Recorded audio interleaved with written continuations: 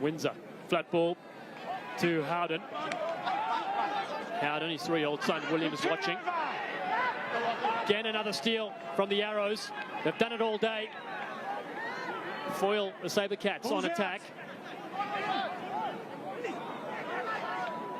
So the men in blue from up north have possession through Giltinis and Shepherd. Asiata not using that pod. Low driving kick there from Flav Taylor Adams. Forces Esdale all the way back. He's with Freire, 23-year-old. Puts him in his left boot. Well positioned though is Adams. Such an entertaining player. Oh, and he finds the ball back in the inside. It's magic, here we go! It's a free run to the line! Dan Moore! Doesn't need the hair salon, it just blows in the wind. Oh, and what a celebration! Moore's pure gold.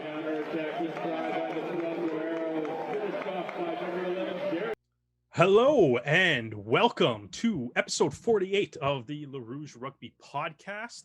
I am your host for today, Derek Brissett. I have been promoted. Dan, he apparently placed a bet on the All Blacks to beat Argentina this weekend, and we haven't seen him since. So if anybody knows about where Dan is, feel free to send us a message on any of our social medias, Facebook, Twitter, Instagram, at Rouge Rugby. Let us know where you have seen Dan, because as far as I know, he placed that bet and then hasn't been seen. Apparently it's for a quite significant amount of money, so I'm sure nobody is looking for him. But yeah, so Dan's gone. Anyways, I'm here though with Stu Hardy, who placed a bet on Argentina, so he's the happiest man in the world. Did you actually do that? Did you place a bet on Argentina, Stu? I wish I had. Well, that's the thing. And my normal 9 to 5 is actually 4 till midnight. So when I saw that kickoff was about 3 a.m. Toronto time, I was like, oh, you know, Argentina it was at like 1. It was at 1. It was 1. Oh. Yeah, you could have stayed. Well, then I was definitely asleep because I'm normally awake at 9 and then asleep by midnight because that's how my schedule works. But exactly, that's how tired I was. I didn't even know what time the kickoff was. I was just I'll be in bed. You know, Argentina, they've never beaten the All Blacks. What's the chance that they're going to win this time? Well, what an interesting thing to wake up to. So you know what? That was actually, I think, obviously, congrats to the Pumas. Absolutely massive victory, beating the All Blacks for the first time in the Rugby Championship. First team from the Americas to defeat the iconic All Blacks. And, you know, it was absolutely a thrilling game. It was amazing. We'll start by talking about that a little bit. But I thought, for me, I made the decision to stay up and watch it. And I am so happy that I did to be able to get to see that live. And then I went to bed at around like 3:30 or whenever the game was done, tried to wake up for Italy-Scotland at the start of the Autumn Nations Cup. I kind of slept through the first 20 minutes or so of that game, but the attempt was there. But I think one of my favorite things was like when I woke up in the morning, checking, like going through Twitter, and you could do it up until like 11 or 12, just waking up and seeing all the people that are also waking up and realizing that the Pumas just beat the All Blacks. And so it's like, hey, if you decided to sleep, that sucks. You missed a great game live. But Stu, you caught the replay though, Stu?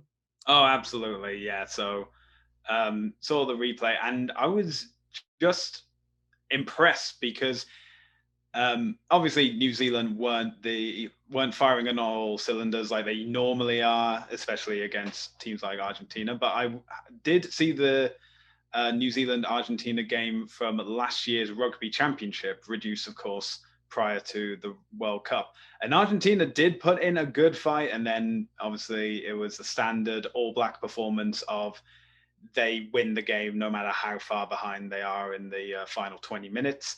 So there had been promise Argentina could at least take it to the All Blacks.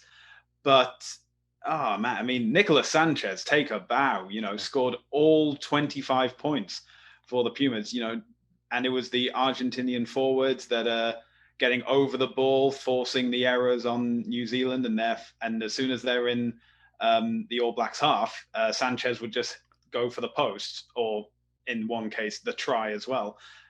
And, because that's the thing, points win games. It doesn't matter how flash your tries are. if you don't score tries. And I think it was a tremendous effort from everyone involved, both the Argentinian players as well as the backroom staff as well. Yeah, actually, this loss, I kind of went down a little bit of an All Blacks losing rabbit hole just for fun. And part of doing that, I was actually kind of curious, like who has like the most points against the All Blacks, like just as an individual player. And for some, like, and I don't like it surprised me. Maybe it doesn't surprise other people, but like I don't know, it might not surprise other people, but it surprised me that Nicholas Sanchez actually has the second most points all time against the All Blacks at 151. So at the very least, the Pumas, he's putting up points when they play, despite the fact that this is their first victory. Sanchez has been putting up points at the very least. Number one goes to Matt Burke from Australia, so that kind of makes sense. Australia's the team that has beaten them the most, and the other names on in the top five: Matt Giddel, Morton Stein, Michael Tanya, Sanya. They're all Aussies and Springboks, so it's kind of cool seeing Sanchez up there. And it was just a great performance. I think like the iconic thing that's going to stand out from that game is obviously going to be Pablo Mantera's speech 4 minutes into the game after Shannon Frizzell decided to start a little bit of nonsense that Mantera decided he was going to go finish. And he got the little talking to from the ref, and he rebutted it by saying, it's like, look, man, I'm playing for my country. They're going to show us some respect. And the All Blacks certainly are showing you all the respect in the world now. Phenomenal performance. And, it's like just the back line, Rodrigo Bruni, Marcus Kremer, like phenomenal. Or sorry, not the back line, the back row, excuse me, is what I meant to say there. But Bruni, Kremer, Matera, like just phenomenal. Like they were just breakdown machines, creating penalties, creating turnovers, good strong carries with ball in hand. They were just absolutely causing all sorts of problems for the All Blacks. And yeah, like it's just absolutely beautiful to watch. Phenomenal game from them. You already touched on Sanchez, Stu, scoring all the points there. Just remarkable. Just crazy. And even Santiago Chaco Barris and Santiago Gradana. Your first cap, you beat the All Blacks. I don't know if you can have a better debut than that. So that's super cool. Something to tell the grandkids about. And then but I gotta say, like I think the one of my favorite things about watching when the All Blacks lose, it's just reading. And I'm an All Black fan. I consider myself like an All Black fan as far as if Canada's not playing, which international team I tend to go for, it's definitely the All Blacks. One of the teams that really first got me into watching rugby. And my absolute favorite thing is when they lose is I just go to New Zealand media and it's chaos, and I enjoy the chaos a little bit. It's funny. Oh, absolutely. I remember back in 2015, it was the New Zealand versus Namibia at the World Cup. And within the first half, New Zealand had gotten the bonus point win. They were just, it's basically how much can Namibia limit the damage, so to speak. And in the second half, Namibia scored a try, and it was the loudest reaction anyone could have had in that stadium when that ball went down for Namibia. And so the next day, I'm checking out like the news articles of the game, and one came up from New Zealand that said, "Oh, this is the end of the modern All Blacks because Namibia had scored a try." Never mind the fact that New Zealand had scored 9 in the same game. It was the fact that the All Blacks had allowed 1 to slip through them. And what's even funnier is that in 2019, Namibia didn't even get to score a try. So, maybe that article did give them a kick up the backside to refuse to allow such blasphemy to never happen to them again. Yeah, exactly. I saw on the 15, the Rugby Pass's little like extra premium site there's an article from Gregor Paul, and it literally says, what's become apparent now is that the All Blacks are in the midst of a significant crisis. It's like they lost 2 in a row, guys. 2. It's hilarious. It's so like I wish like it's like it kind of reminds me honestly of how Canadian media reacts when Canada loses in a hockey game, or if Canada loses a tournament or something. It's funny, and it's like it's so like Argentina like is down, like this is like their first win, and it's like we're celebrating it so much because like beating the All Blacks is an occasion. Like it's rare like that you, and like unless you're the Wallabies, the Springboks, and then maybe France and England, if you beat the All Blacks, that is the highlight of your career. Basically, like it's like, you know what I mean? Like, I mean, there's a lot of players that it's like you beat the All Blacks once, like when you're 60 years old and you're like reminiscing about your days playing, you know, professional international rugby, playing at the test level. It's like the thing that you talk about, and I'm sure it'll be the thing that a lot of these Argentinian players talk about to their grandkids is going to be, remember that time we beat the All Blacks? Because it's still, you know, it still doesn't happen very like as often. Like obviously, you know, their run right now isn't as dominant as it once was, but it's just it's still in that realm of like when you see things as like, are you in crisis? And it's like you lost 2 games, but it's also like that's the standard that the All Blacks have built for themselves and that they live up to. And I remember on Amazon Prime, they have, not only can you watch the Six Nations in the UK, you have to watch it on, or the Autumn Nations Cup, you have to watch it on DAZN here, but you can apparently do that. But the other rugby content that they had the All Blacks, what is it, All or Nothing, the All Black, like the docu-series. And remember watching that, and that goes through the 2017 season, and it shows when they beat Argentina 36-10 to clinch the rugby championship. And there's a voiceover with Kieran Reid, and he literally says, to win the championship is great, and we're proud of each other, but we really let ourselves down with the way we played today.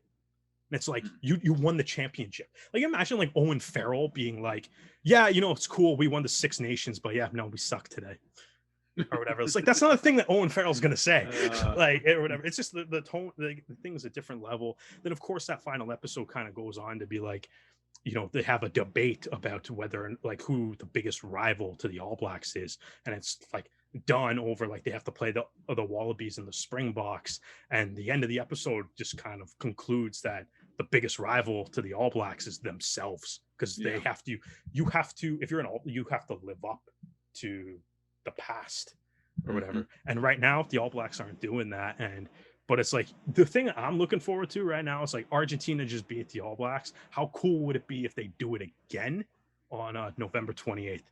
That'll be like, maybe like, you know, if you start maybe if you start losing 3 in a row, maybe it's the panic button. It's time to come down in New Zealand. But that would be something. That's not like the game I'm most looking forward to the rest of the rugby calendar year is the rematch between the Pumas and the All Blacks, just to kind of to see if Argentina can do it again, and with like see if their defense will play to that just absolute perfection that they brought.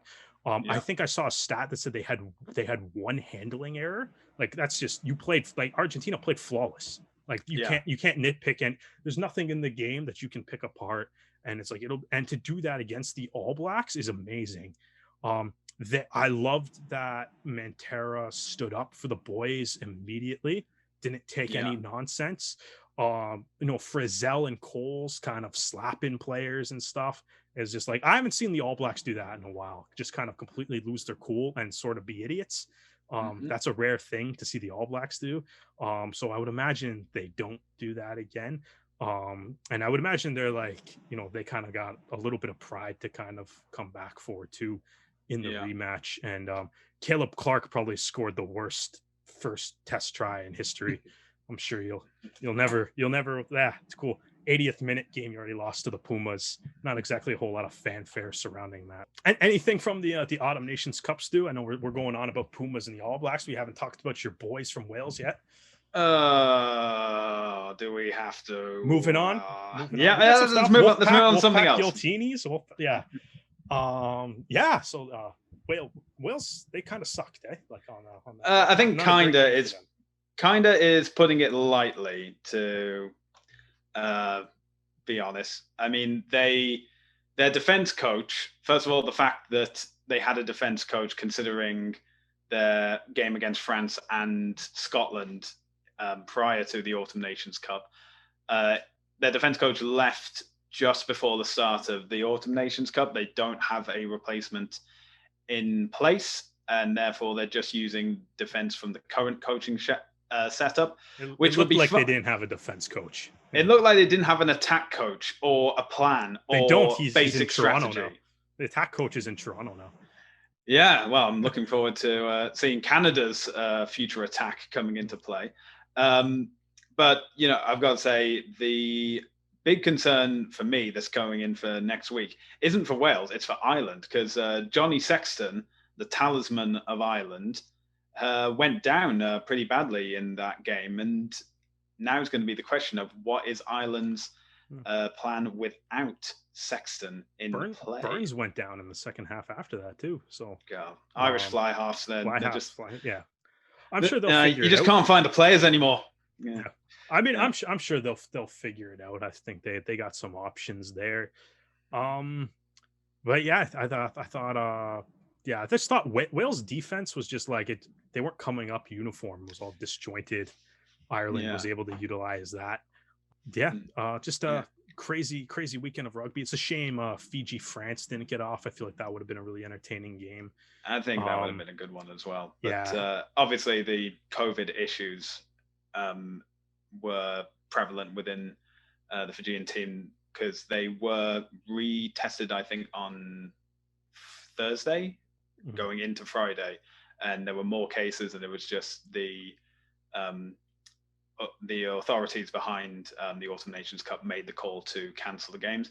So no points for either of those teams at this point. So that'll be interesting going into round 3, because, well, hopefully France and Fiji can play their 2 remaining games, but it means that 3 teams at this moment have 0 match points in the Pool B. So that'll be interesting when it comes to the final round of who gets allocated where.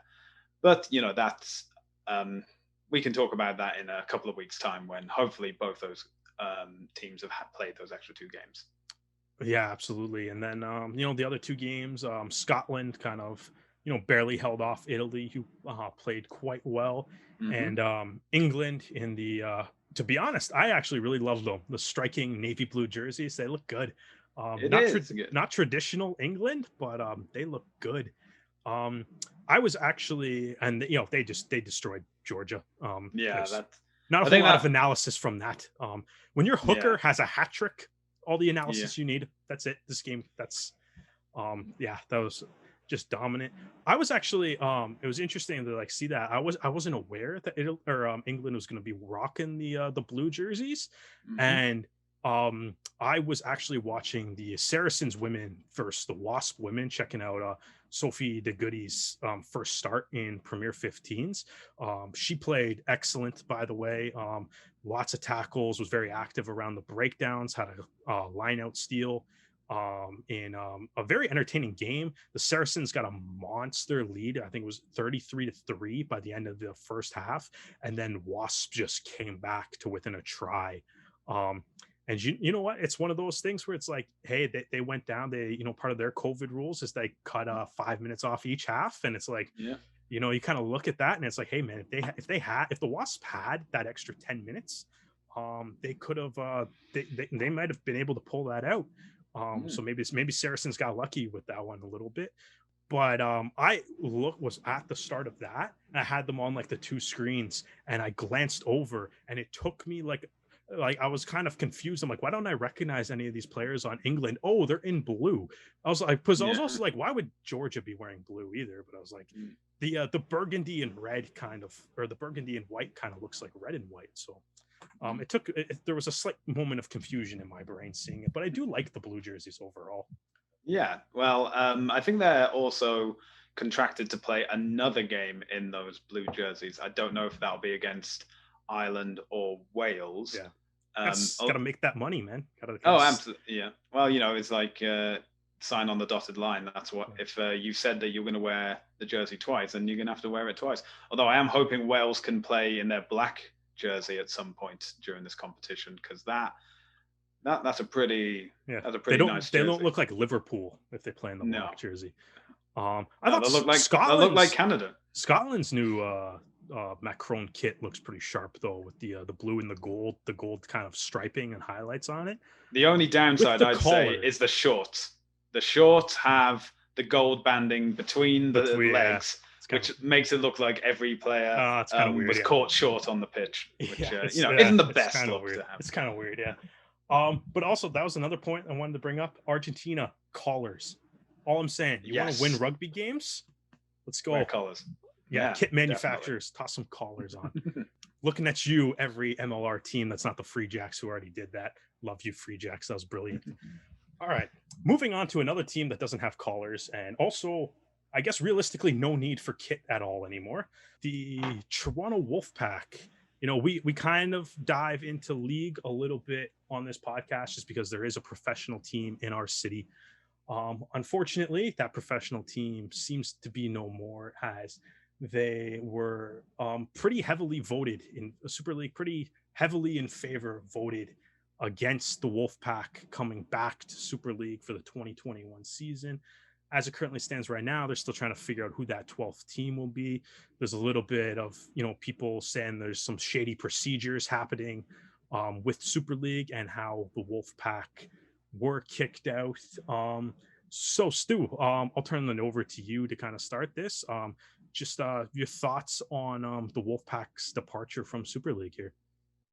I think, first of all, my heart goes out to all the Wolfpack fans out there who listen to this podcast, because, we're fortunate enough that for MLR and for the Toronto Arrows, we know that there's going to be a competition next season. They're going to be playing, and we know they're going to win the Eastern Conference and lift the shield. It's just a fact of what's going to happen.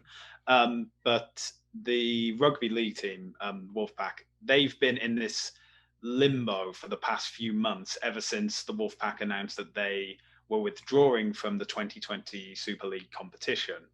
So for all this to happen, it wasn't looking good for a while, but there was hope. There was many of the other professional teams in Toronto are actually tweeting their support for the Wolfpack, but this decision has been final, essentially.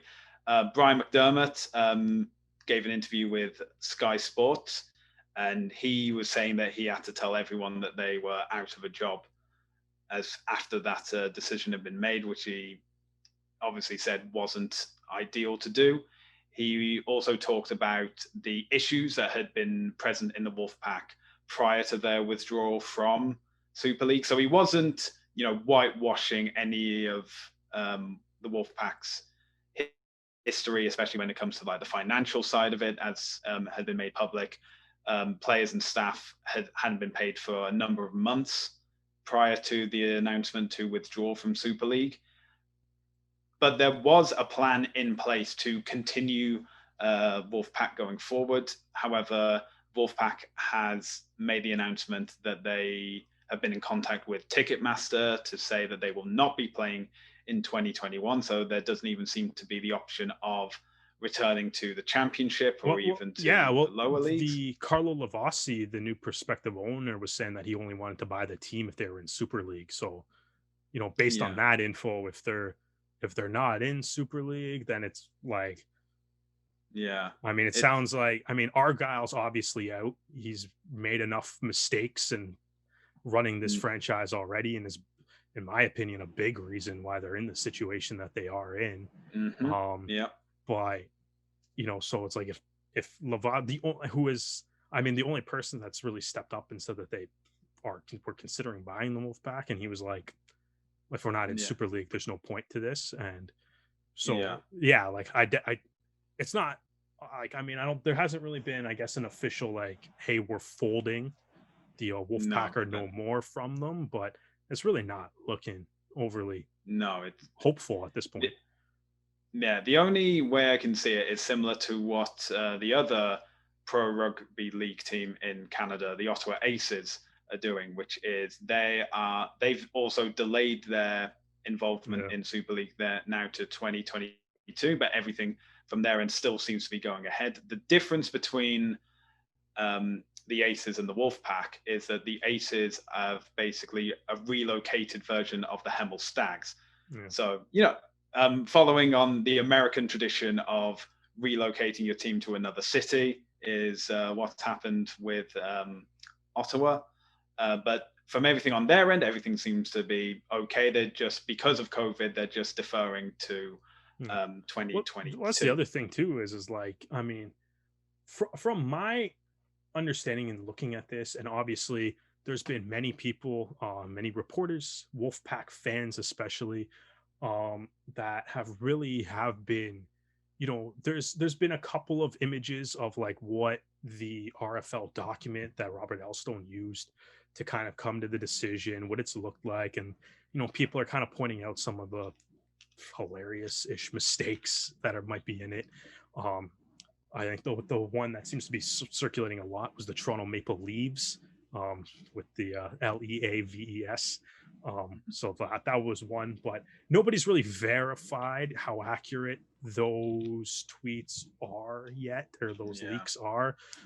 So it's kind of up in the air still, but it's like, I think it seems to me like the RFL, the Super League, didn't want the Wolfpack there to begin with, and they needed a reason to kick them out. They found the reason to kick them out, and they kicked them out. Which is kind of what that seems. So I mean, like, if you're Ottawa and kind of looking at that, like, I don't think like a perennial League One team in a different continent, because like the League One, like those guys are semi-pro, right? Like that was a big problem for players coming to play the Wolfpack in the first year, right? Was like, guys were like, I can't take that time off work to come play for against the Wolfpack, right? I can take the time off work to go practice at night, and I can take the time off, and like, it's a weekend where I can go play, and I can make a road trip to wherever you have to go in England. But you can't take a week off to fly to Toronto, right? Like that was a problem for a lot of teams in the first year in League One. So I don't know how well that's going to work or whatever. I think like, and now you're just kind of seeing, say, Super League's going to block this. How excited are you? Right. And like I think, to be honest, it's like, I think looking at the whole situation, there seems to be a lot of people that are like, the blame 100% lies with the RFL and Super League, and then there seems to be another group of people where it's like the who are like, the Wolfpack can do no wrong, so they blame, or sorry, the Wolfpack can do no wrong, and they completely blame Super League. Then there's the other people that are like, Super League is great, and we don't like the Wolfpack anyway, so it's all the Wolfpack's fault. And I was gonna say, realistically, the answer is somewhere in between. That's the thing. I think Brian McDermott was probably the closest with it. I mean, obviously he has bias from being the Wolfpack coach, but he did make it clear that the Wolfpack aren't blameless. There were mistakes made, there were problems that needed addressing, and that with this new plan in place, with the new owner, they would be able to address them and be able to go forward. But that's no longer the case. One of the rumored other buyers was the Toronto Arrows. I have no idea where this rumor came from. See, that's what I was kind of going at with some of these, and I know you will kind of want to get into what Bill Webb decided to post in response, so I'll let you kind of cover that, Stu. But that was one of the things. So it's like, on the official Wolfpack fan group Facebook page, someone posted a link to the account Super Rogue League on Twitter, at super_rogue, who has apparently is an account with just 261 followers as we're recording this on Sunday night right now, but has apparently been leaking parts of the agreement and of the document that the Wolfpack, or that RFL used, or the Super League used, for the Wolfpack. And that particular tweet that the person in the Wolfpack fan group linked to their account has since been deleted. So I will admit that I didn't see the tweet on time before it was deleted. But the conversation that follows in the actual discussion seems to be highlighting on the Arrows buying the Wolfpack, which Bill Webb quickly denied within the Wolfpack fan group itself. Yeah. Well, that's it. Bill Webb went on to the Toronto Arrows fan page and on the Wolfpack Facebook. one. He posted it in both. It's in both. Apparently I'm not invited to the Wolfpack fan page. He quickly put the rumor to bed, said the Arrows did not bid, nor will they bid to buy the Wolfpack. So that's what I'm saying. That tweet must have said something interesting to make him actually feel the need to respond. So, but I think it's deleted, so I have no idea what it says, admittedly. No. Well, I think that's the thing is obviously they just see like some people may just see like rugby in the same name under the club, and they're like, oh, okay, well maybe this club will take over this. Not the case. Bill did go on to say he supports rugby league as well. He's not on one of these like one code or the other, which I think is great for especially Canadian rugby as a whole, both union and league, because the whole cross-code rivalry stems from like the 1800s in England. And come on, we're in the 21st century now. We don't need to. And in Canada. Yeah. 21st, different century, different continent. I think we can progress beyond such petty nonsense.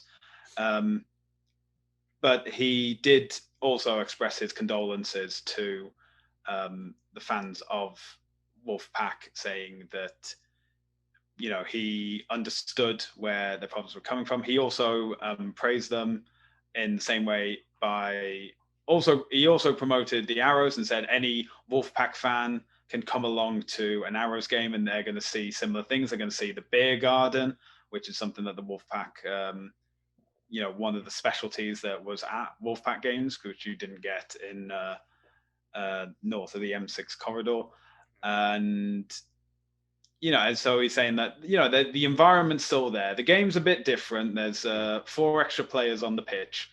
But if you come along and support the Arrows, it'll still be at Lamport as well. So, something to be in all familiar grounds as well.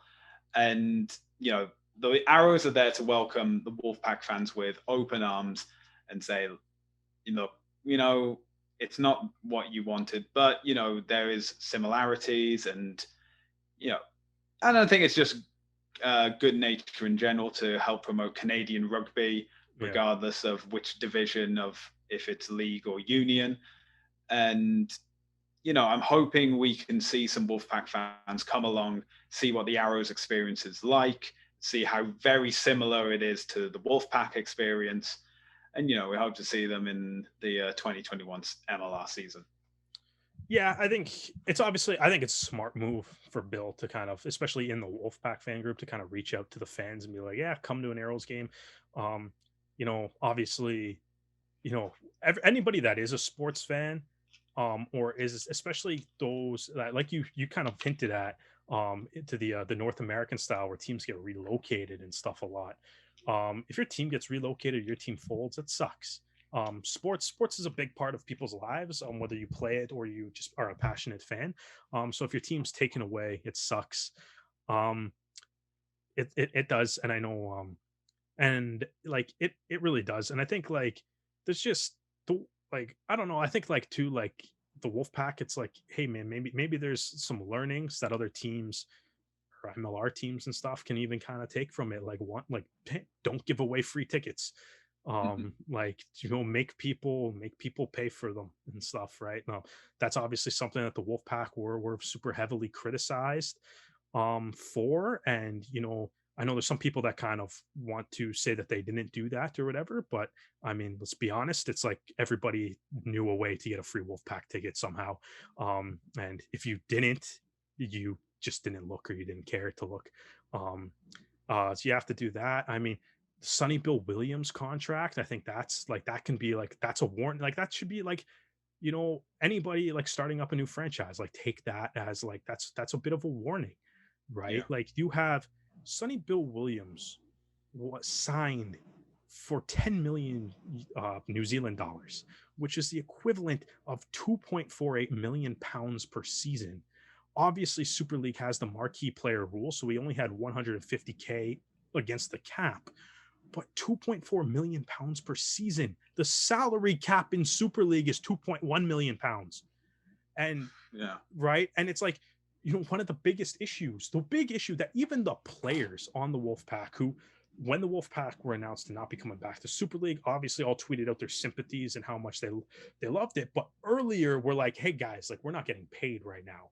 And all like the problems that they were having by the fact that they weren't getting paid, and not the fact that the players couldn't get paid ended up being one of the biggest sort of, I guess, the contributors of one of the biggest ongoing stories of this past year for the Wolfpack. And it's like, there's part of me that looks at it and it's like I can't help but wonder how much of that is because you owe Sonny Bill Williams more than the salary cap. Like, you know what I mean? Like, I can't help but like, you have one, like, the other teams in Super League all, well, I mean, they all survived, I guess, through COVID. They had their own problems and stuff, but it was like the Wolfpack's salary, in theory, is twice the size of every other team because they signed Sonny Bill Williams to this absolutely ludicrous amount of money. And I don't fault Sonny Bill Williams for that. I mean, that's all on, like I said, that's all on David Argyle. Like, why would you offer that? That's insane, right? It's like, it's the equivalent. Like, if the MLR offers one player a $620,000 contract, it's like, what are you doing? Like, that makes no, like, that's no, like, the whole point of a salary cap is to prevent nonsense like this from happening. So it's like, I don't know. I kind of look at that. Obviously, there's a couple of lawsuits and stuff too, which, I mean, like, it is. I mean, yeah, there is. Like, there was a, like you said, like, even McDermott to touch on it. It's like the organization certainly wasn't run perfectly, but Super League also probably didn't help them, which is unfortunate. But I don't really want to end conversations on negatives and stuff. I know I kind of looped this around to some of things that other teams can maybe use as like warnings, like make sure you're running, make sure people pay for tickets and don't offer ridiculous contracts, because eventually you do have to pay for them. But Stu, do you have any like, what's one of like your favorite Wolfpack memories as we look back on the Wolfpack existence here? So my friends and I, when it would have been last season, and it was getting towards the end of the season where the Wolfpack had finished top of the table and still had 5 or 6 games to go. And we started a chant that went to the tune of "Que sera, sera." And it's bitter to look to think of this in hindsight, but it went "Que sera, sera. Whatever will be, will be. We're going to Super League. Que sera, sera." And we started. They did go to Super League. Well, they did. So did for about 5 games. Anyway, so we started doing that because the Wolfpack would be leading by halftime, and so in the final half we would just start singing it in the stands. And then when it came to the £1 million game, and they were behind at halftime, and I was getting flashbacks to the 2018 £1 million game where they were behind at halftime as well. And we were enjoying the second half when the Wolfpack took the lead, and we started singing it. And then in the final quarter, we overheard other fans singing it before we started, so I thought that was pretty cool. Everyone was getting into the mood of it. And then obviously winning that game and just seeing the reaction from a full sold out Lamport Stadium, just cheering that their team had now reached the pinnacle, that they were going to Super League. Obviously, knowing what we know now, maybe we wouldn't have cheered so loudly. But no, that moment was a great moment, I think, for any fan of the Wolfpack. Yeah, I got one that's not so much is weird. It happened at a Wolfpack game, but doesn't necessarily really involve the Wolfpack, other than the fact that it was at the game. In their first year, League One, I went with my dad to a game, and they were playing the University of Gloucestershire All Golds, a team that actually no longer exists anymore. They folded after that season. But during, after the game, me and my dad, we had like 1 or 2 beer tokens left. So we're like, this can't go to waste. So we went, we grabbed another pint, and we hung out in the beer garden. And, the All Golds players and staff came over, and they were having beers and stuff. And we ended up in a conversation with this guy named David Friend, who was like their equipment manager at the time. And we were just kind of talking, and like he was mentioning blah blah, like he was like explaining like the history of the All Golds, how they got their name and stuff, which is all like a really cool story. And about like basically being players from New Zealand that were playing rugby league for money, so the All Golds, because it was like a greed thing, because you're playing for money or whatever. And the old league union split that happened way back in the day, right? So it was cool listening to him tell that story. But during that conversation, the conversation kind of started with me being like I was just like, yeah, like you guys have like really cool, like the All Golds got their butts kicked or whatever. It was a typical like Wolfpack in League One thrashing by like 95 points or whatever. Yeah. And we were just like, you guys have like really cool jerseys though. Like your kit looks great. It was like the double blue had like the league, that traditional league like chevron over it and stuff. And because David Frenton was the equipment manager, he was like, oh, you like the kit? He was like, yeah. Like he was like, oh, like I'll send you some or whatever. And that's nice. so I was like, oh, so he gave me his email, and then we like talked a little bit during the season. And then when the season was over, he actually sent me 2 All Golds jerseys. They're up on my Instagram page at Brissette the Jet. I have them both kind of hanging up as a post there. They're still sort of hanging up kind of between moves and stuff right now, so they're tucked away a little bit at the moment. But beyond that though, but it was like, yeah, I just thought it was cool that he actually sent them to me when the season was done. I thought that was awesome. So that's kind of one of my better memories. And I think like it's also, like I said, the team no longer exists, so it's like I have these 2 collector's items. Yeah, I guess this is like this little piece of Division 3 rugby league history to kind of hold on to. They are also like game worn kits too. They have like the numbers and stuff on the back. And so those all player cuts. So they're a little tight, so you don't really see me wearing them around too often, but they look cool. So that's kind of my Wolfpack story. Like I said, I mean, I know I touched a little bit on some of the faults that the Wolfpack might have had with it, but ultimately it's like no one wants to see a team fold or a team get kicked out of their league or a team relocate. Anybody that's ever been a fan of a team that has had that happen to them, we all know how much it sucks. And I mean, and I'm gonna miss the Wolfpack. And like the sad thing is like honestly, like I don't know, Stu, about this, is like I've seen this. I probably am not gonna watch Super League and it's not so much because the Wolfpack are gone, but it's like my connection to watch Super League was the Wolfpack because they were in that league. But it's like I feel like now, like if I'm going to watch the NR or like rugby league, I'm watching the NRL because it's way better.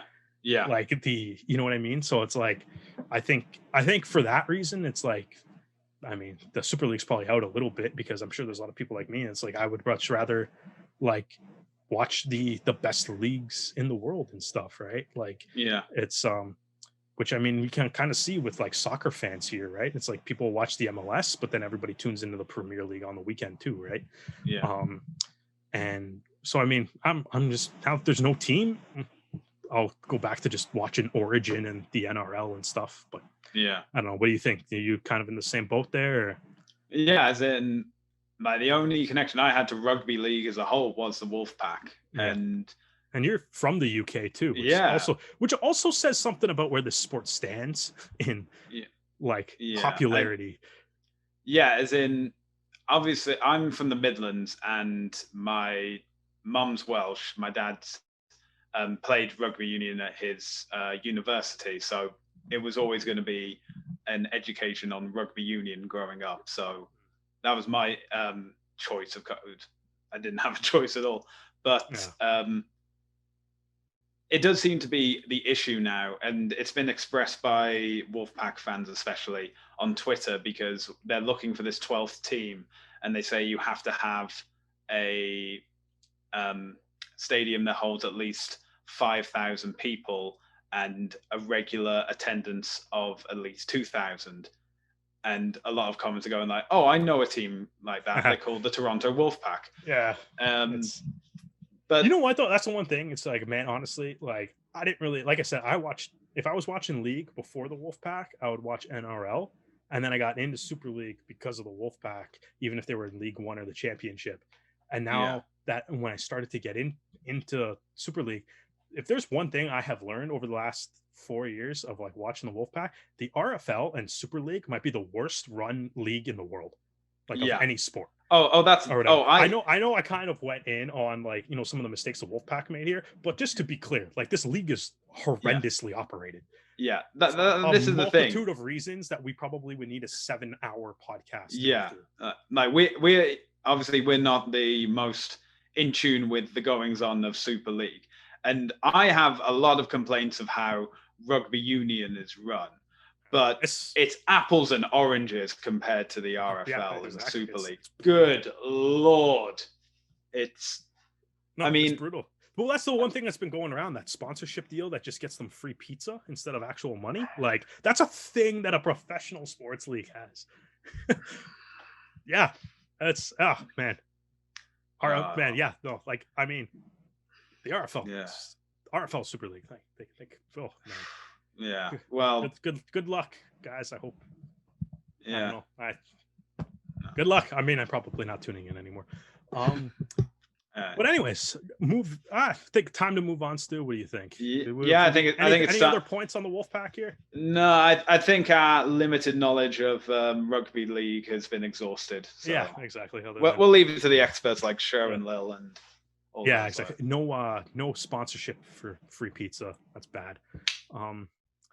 But anyways, so moving on, man. We Stu, I know maybe I'll let you kind of lead into this because I know I want to follow up to some of the stuff that you want to say here, but the Giltinis are rising within Major League Rugby here. We have some players finally. Yes, we do. Yeah, so we got Watson, Feliki Tonga, Blake Rogers, and David Dennis have all been announced on 3 consecutive days here. The first 3 Giltinis players. Yeah, well, they also have announced Adam Ash as well. So they've announced 2 Americans for the team. David Dennis, the first Australian, and for Adam Ash, they even declared him as the first European signing. So who knows? Maybe they got another European on the team list to announce within the next few days, hopefully. Oh, okay. But I didn't see Adam Ash by the time we started recording this. Oh, well, I did.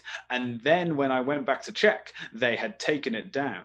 So here's hoping that by the time that this gets released and you're listening to it, Tuesday, Adam Ash has been announced. But they did say that they were. You saw it on the website and it's gone?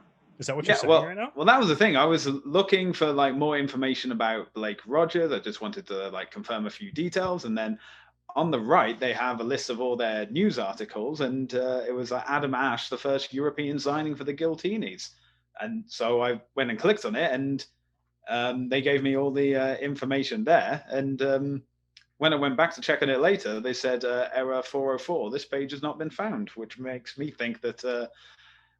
Gavin, the intern, has pressed the wrong button and may not have a job come Monday morning. So the Giltinis originally announced that they were going to, own the month of November, and from November 1st they would announce their first signings. November 1st turned into November 14th. The first person they announced was, as you said, Watson Feliki Tonga, who they have spelt incorrectly on their website and on their Twitter feed. You know what? I was going to say, I wanted to let you do the analysis, but we've talked about too many things that I wanted to talk about to kind of go, oh man, I have, I have issues with the way they've been announcing their players. I don't know, it's and you keep mentioning the things that I have issues with, and I'm like, I need to jump in. I need to say my thing here. Okay. So as you kind of mentioned, one, apparently I didn't see this. You're saying this. So you're saying a player ended up on the website that they then took down, but it was up long enough for you to actually see it? Yeah, I actually have like the URL link and everything. Oh God. All right. Well, hopefully it's up on Monday. But anyways, so questions. I just have like questions and like thoughts. As you just mentioned, Watson Faliki Tonga, who by the way, great signing. That's super cool. Go with your first draft pick as the opening signing, making him like the undisputed, like original Giltini. That's really cool. That's a great idea. As you said, you should probably spell his name right on the top of the headline of the article, though. And yeah, anyway, seriously, guys, like go to anyone listening, go to LA or Giltinis.com and click on it. Faliki Tonga is missing the final A on his name, although his name does appear to be spelt correctly throughout the rest of the article. It's just kind of on the headline. Similarly, there is a tweet on Twitter that is accompanied by a video of him introducing himself to the team that also has his name spelt wrong, with that A missing. And I mean, there's just like you're making like I'm looking at this and it's like you're a brand new franchise. You've been extremely quiet all off season for like what were they silent for like what did we say 4 months? No, it's 4 or 5 months. Was it June, longer? July, August? Yeah, about 4 months. 4 months. 4 months of silence. You kind of come back like you announced. So it's like realistically, you've announced your logo. You participated in the draft in which Faliki Tonga was selected 14th overall out of Iona. Great pick. And then you have a couple of announcements of your coaching staff, which again have been great, like Corbacero, Carter, Coleman, Hoyles. Like the staff looks good. The players right now, Faliki Tonga, Rogers, Dennis, the cajillion of other guys that have been rumored and people seem to have already found out already. But like your first player is like one of the biggest announcements you are going to make as a franchise, especially as a young franchise, who that first player is. And I just like question, like, one, why did you spell his name wrong on the headline of the article? And spell his name correctly throughout the rest of the article. And also, like, there's graphics that have his name. Like, you've proven that you know how to spell his name. So why is it wrong on the title? Why has it been up for 2 weeks and it hasn't been fixed? But also, or not 2 weeks, whatever, since the 12th, it's been up for half a week or whatever. So I was like, what? Like that's an issue, I think. And then also too, why did you release that at 5 a.m. Pacific time?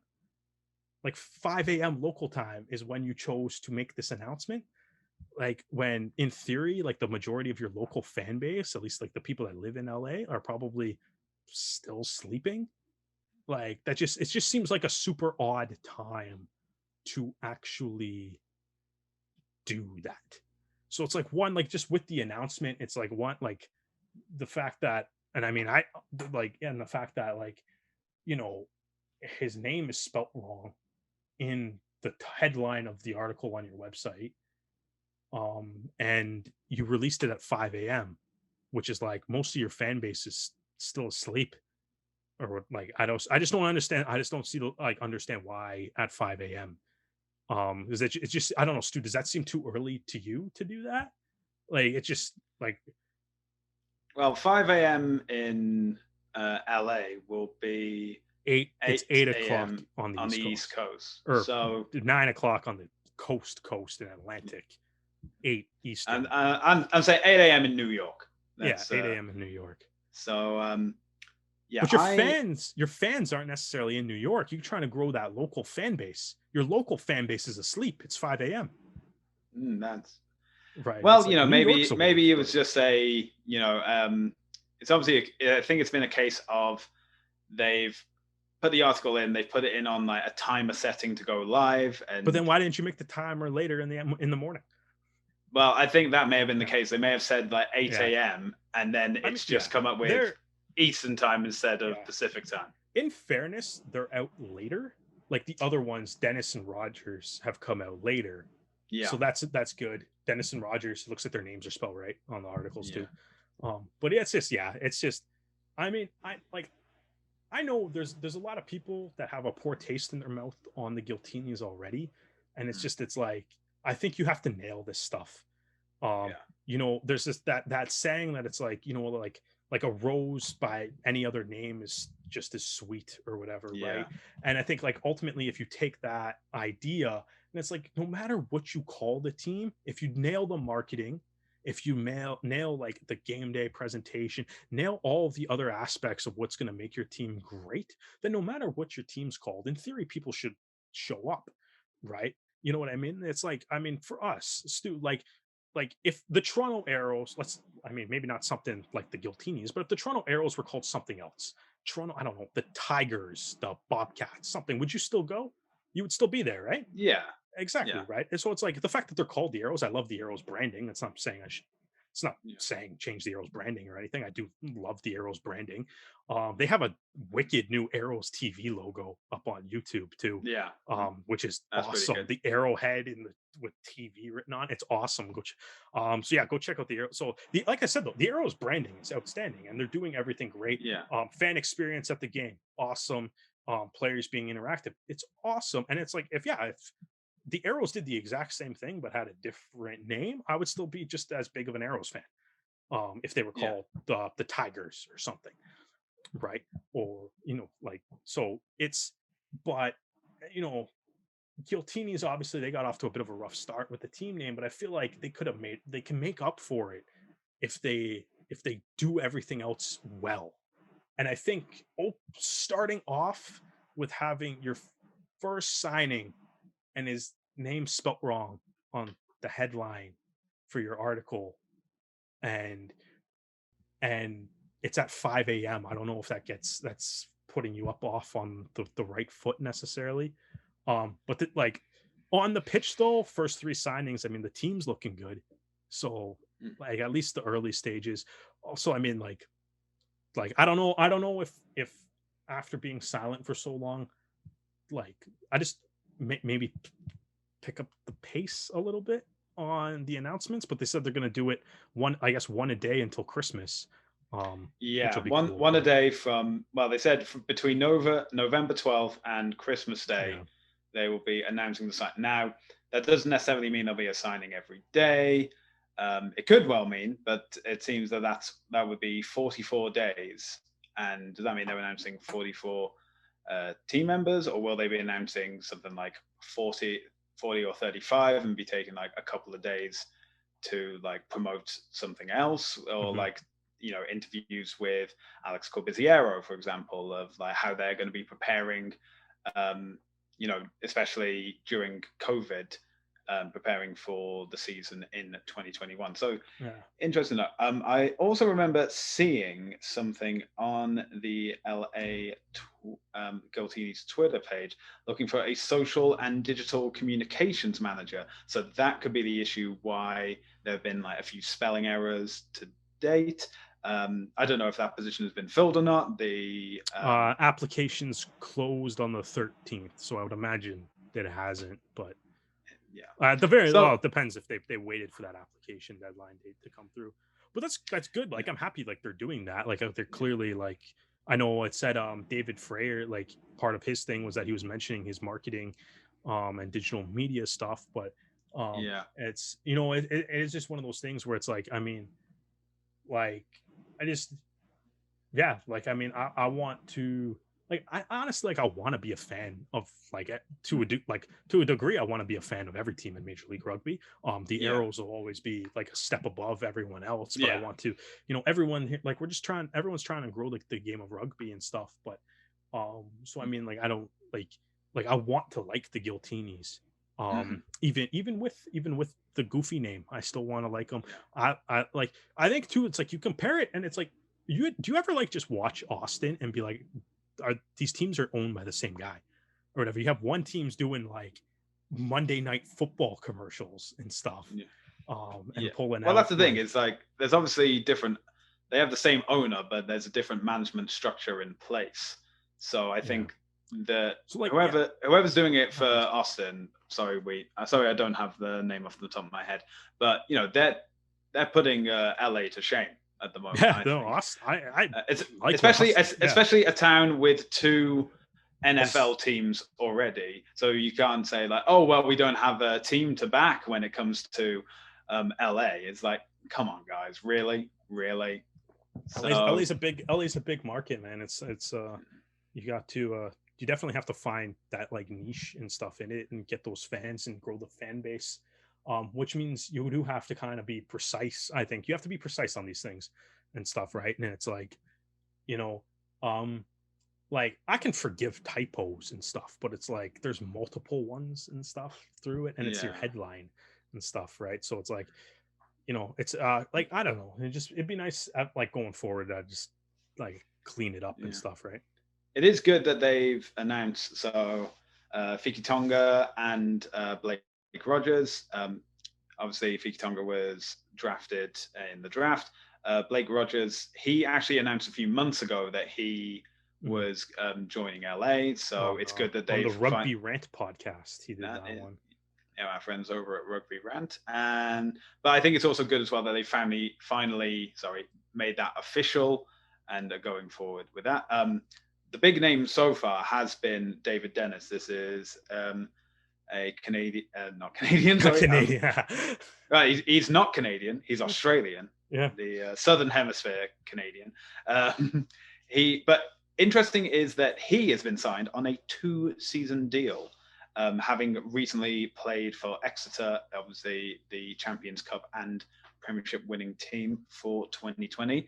So he comes with a wealth of experience. He's also obviously played for his nation, so he has that experience. He's played in Super Rugby in the Southern Hemisphere as well. So this seems to be a veteran of the game, and in his mid-30s, I believe.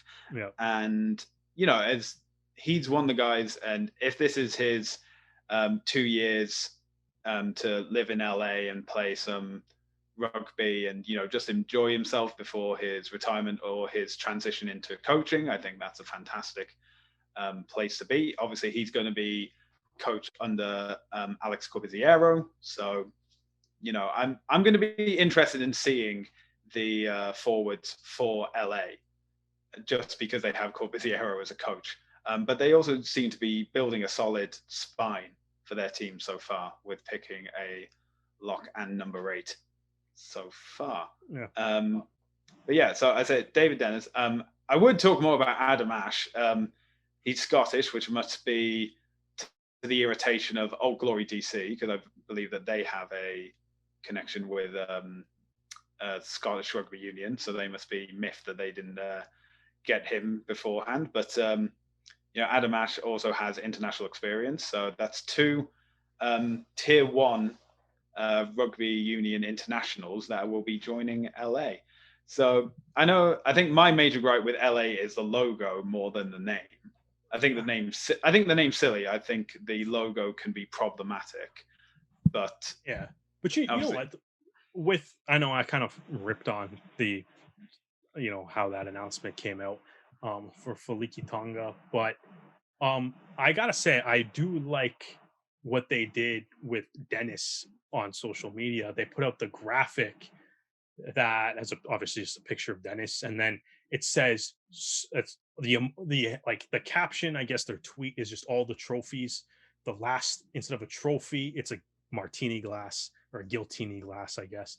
But the graphic is Super Rugby, Anglo-Welsh Cup, Champions Cup, 2-time English Premiership, 3-time Shoot Shield, Major League Rugby Championship ? And I'm like, that's a cool graphic. I like that. Like, kind of hype that up a little bit.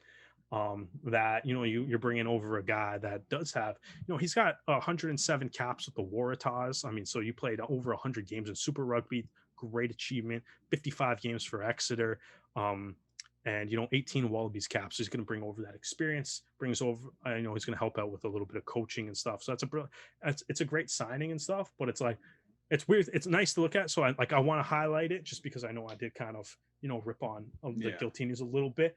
Do more like that. Do more things like that. And you'll be good. I do like that. I like that graphic and stuff. So, and speaking of social media, so far the players that they have got or have announced on social media, so Fiki Tonga, Dennis, and Rogers, all have a video of them talking to camera, talking like how excited they are to join, which I think that's great to have. That's good, I think that's good outreach to have, and it's makes it more personal.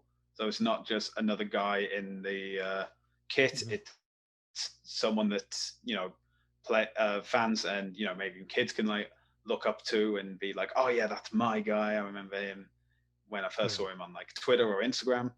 I think it's a unique take to do.